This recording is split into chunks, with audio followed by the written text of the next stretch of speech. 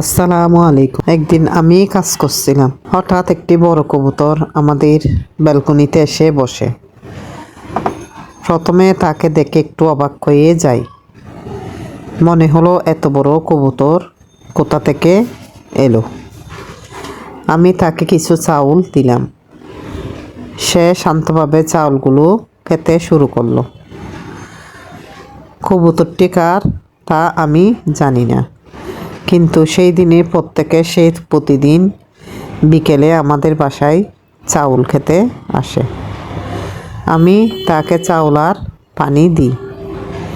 ধীরে ধীরে এই কবুতরটি আমাদের পরিবারের একজন সদস্যের মতো হয়ে যায়। প্রতিদিন বিকেলে তার অপেক্ষায় থাকি আমরা। তার আসা, চাউল খাওয়া আর শান্তভাবে বসে থাকা সব কিছুই আমাদের ভালো লাগতে শুরু করে।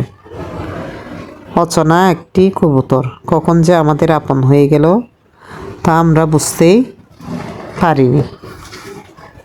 তো আজকে বৃষ্টি হচ্ছিল, আজকেও কবুতরটি এসেছিল। আল্লাহ হাফেজ।